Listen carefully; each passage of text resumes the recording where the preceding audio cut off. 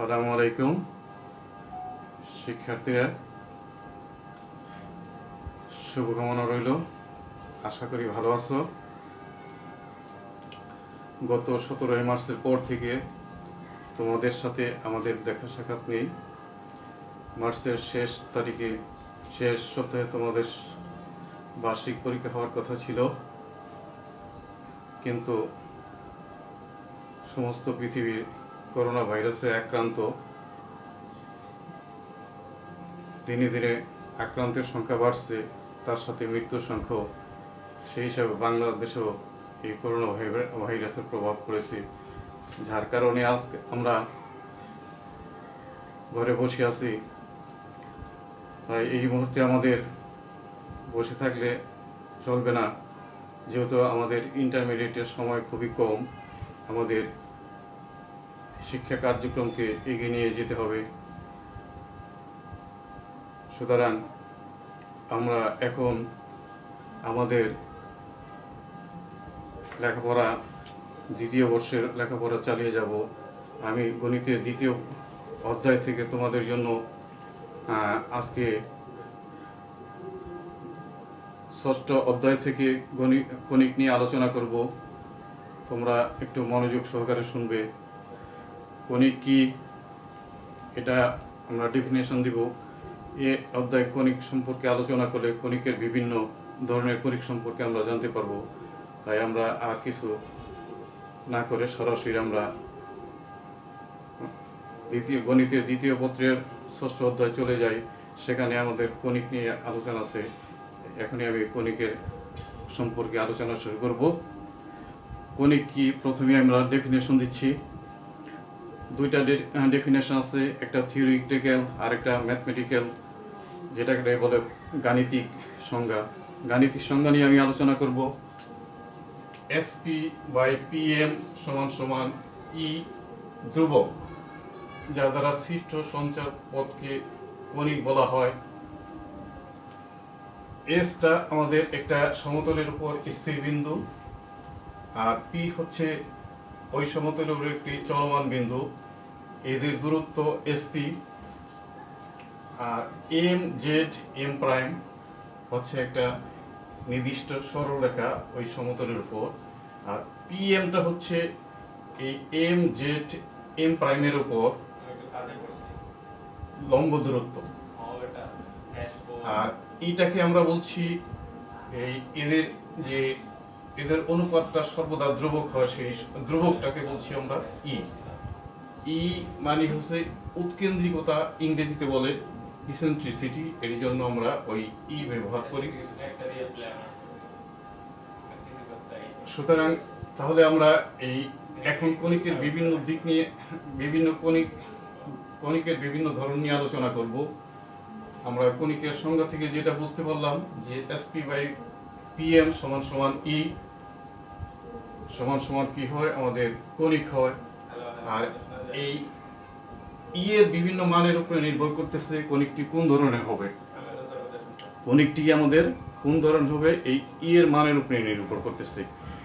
এর মান যখন 1 হবে, তখন আমরা সেই কণিককে বলবো পরাবৃত্ত বা প্যারাবোলা।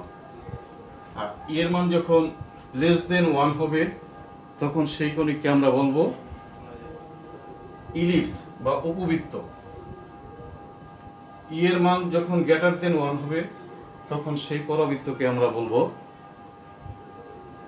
হাইপারবোলা বা অধিবৃত্ত। আর এর মান যখন 0 হবে, তখন সেই কণিককে আমরা বলবো বৃত্ত। তাহলে এই 4 ধরনের আমরা কণিক পেয়ে থাকি। একটা হলো পরাবৃত্ত বা প্যারাবোলা, উপবৃত্ত বা ইলিপস, অধিবৃত্ত বা হাইপারবোলা, আর একটা হলো বৃত্ত। এই হলো 4 ধরনের কণিক। তাই আজকে আমরা কণিকের এখানে যা কিছু দেখলাম, তাহলে আমরা এই স্থির বিন্দু যেটা বলছিলাম সেটাকে আমরা বলবো উপকেন্দ্র বা ফোকাস। সেটাকে কি বলবো আমরা? উপকেন্দ্র বা ফোকাস। আর MZ রেখাটা, ওটাকে বলবো আমরা ডাইরেক্ট্রিক্স বা বাংলায় যাকে বলে দ্বিকাক্ষ অথবা নিয়ামক রেখা। আর এখন এই ফোকাস থেকে এম জেড এর উপর একটা লম্ব টানলে যা এম জেড এম প্রাইমকে এস বিন্দুতে সেট করলো, তাহলে আর এখানে এই কনিকটাকে যে বিন্দুতে সেট করলো তার নাম দিলাম আমরা এ। তাহলে এস থেকে জেড পর্যন্ত এই কনিকে যেখানে সেট করছে এই রেখাটা, সেখানে তার নাম দিছি আমরা এ। তার মানে কি, এটা কনিকের শীর্ষবিন্দু। তাহলে এই এ কে আবার কি করছি আমরা, এই এ বিন্দুতে এস জেড কে সমান দুই ভাগে বিভক্ত করছি। তাহলে এ জেড এবং এ এস সমান সমান এ। সুতরাং এই এ বিন্দু, এখন আমরা এই এ আর এক্স, এ থেকে এক্স পর্যন্ত এটাকে এক্স অক্ষ বলবো, আর এ থেকে ভার্টিক্যাল লাইন যেটা এ ওয়াই কে আমরা কি বলবো, ভার্টিক্যাল লাইন, উল্লম্ব রেখা, এটাকে আমরা ওয়াই অক্ষ মনে করব। তাহলে এটা হলো কি আমাদের এই কনিকের শীর্ষবিন্দু, এটা হলো এই কনিকের শীর্ষবিন্দু। তাহলে শীর্ষবিন্দুর স্থানাঙ্ক কি হলো আমাদের এ 0 0। আর উৎকেন্দ্রিকতা তো আমরা বলে আসছি, উৎকেন্দ্রিকতাকে আমরা ই দ্বারা ডিনোট করি। আর উপকেন্দ্রের স্থানাঙ্ক হলো, তাহলে এটা যদি আমাদের মূল বিন্দু হয়, অরিজিন এ যেহেতু শীর্ষ 0 0, তাহলে এ থেকে এস পর্যন্ত দূরত্ব আমরা ধরে নিচ্ছি এ। সুতরাং এই এস এর স্থানাঙ্ক হলো এ 0। তাহলে আমরা এগুলো পেয়ে গেলাম। তাহলে কনিকের কি পেলাম আমরা, উপকেন্দ্রের স্থানাঙ্ক পেলাম, শীর্ষবিন্দু পেলাম। আর নিয়ামক রেখে ওগুলো আমরা এখন পরাবৃত্তের সমীকরণ কিভাবে আসে সেই প্রমিত সমীকরণটা আমরা নির্ণয় করব। তাহলে পরাবৃত্তের ডেফিনেশন থেকে আমরা যেটা পেয়েছি সেটা হলো এসপি সমান সমান পিএম। কারণ কখন পরাবৃত্ত হবে পরীক্ষা, যখন ইকুয়াল টু 1। সুতরাং আমরা ইকুয়াল টু যখন এখানে এই সংজ্ঞায় ইকুয়াল টু 1 ধরেছি, তখন আমরা এসপি সমান সমান পিএম পেয়েছি। সুতরাং এই পিএম সমান সমান আবার কি, আমরা পি বিন্দু থেকে এ এক্স এর উপরে পিএন লম্ব টানছি, তাহলে আমাদের এটা কি হয়েছে, এই পিএম সমান সমান কি হলো আমাদের জেড এন। তাহলে জেড এন, পিএম সমান সমান জেড এন। আবার জেড এন সমান সমান কি লেখা যায়, এ জেড এ এন। তাহলে এ জেড এ এন, আর এ জেড সমান সমান আমরা ধরে নিয়েছিলাম এ। আর এখানে এই যেহেতু পি বিন্দুর স্থানাঙ্ক এক্স ওয়াই, সুতরাং এ থেকে এন পর্যন্ত এই মানটুকু হলো আমার এক্স। তাহলে আমরা এ জেড এবং এ এন এর মান পেলাম। সুতরাং আমরা এখানে লিখতে পারি, পরবর্তী সময় আমরা এটার বর্গ করে দিলাম, এসপি স্কয়ার সমান সমান এ এক্স স্কয়ার। এখন এক্স এসপিটা কি, এসপিটা তো আমরা ধরে নিয়েছিলাম যে এস একটা বিন্দু, তাহলে এস বিন্দুর স্থানাঙ্ক উপকেন্দ্র এ 0 এবং পি বিন্দুর স্থানাঙ্ক হচ্ছে এক্স ওয়াই। তাহলে দুইটা বিন্দুর আমরা জ্যামিতি থেকে জানি, সরল রেখার চ্যাপ্টার থেকে জানি যে দুইটা বিন্দু দূরত্ব কিভাবে লিখি আমরা, এস পি সমান সমান root over x1 minus x2 whole square plus x2 y1 minus y2 whole square. তাহলে আমরা যদি এখানে এটারে মনে করি x1 y1 আর এটা হলো x2 y2, তাহলে আমরা এই সেই ক্ষেত্রে লিখতে পারি x minus a whole square plus y minus এখানে 0 হোল স্কয়ার। সুতরাং আমরা sp এর মান পেয়ে গেলাম। এখান থেকে বর্গমূল উঠিয়ে দিলে আমরা sp স্কয়ার সমান সমান এই মানটা, সুতরাং আমরা সেই মানটা লিখেছি। এখন সিম্পলিফিকেশন করলাম, এখানে আমরা বর্গ স্কয়ারের ফর্মুলাটা লিখে ফেললাম। এখান থেকে আমরা y স্কয়ার আর ওই পাশে স্কয়ার ফর্মুলা ভেঙে দিলাম।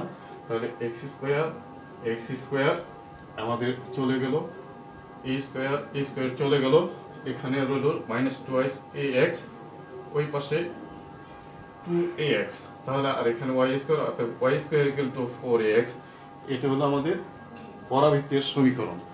সুতরাং আমরা পরাবৃত্তের সমীকরণ পেয়ে গেলাম।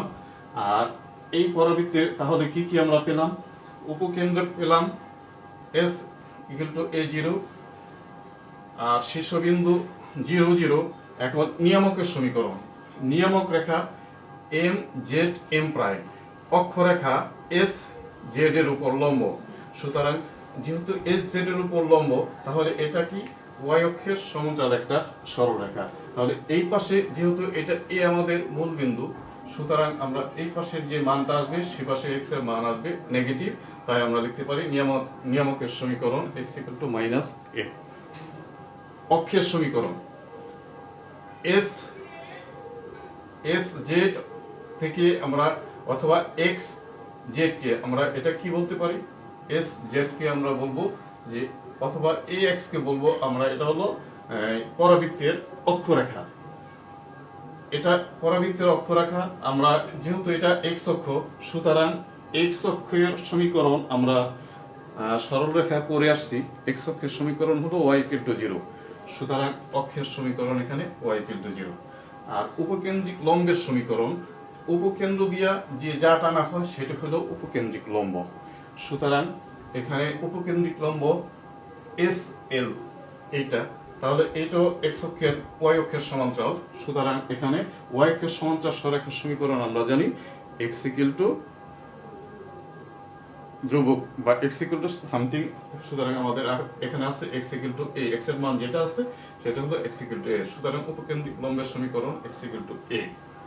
তাহলে মোটামুটি আমরা এখান থেকে এগুলো পেয়ে গেলাম। আর উপকেন্দ্রিক লম্বের দৈর্ঘ্য, উপকেন্দ্রিক লম্বটা হলো এস এল প্রাইম। তাহলে এখান থেকে আবার আমরা কি লিখতে পারি, এস এল সমান সমান এম এল এম।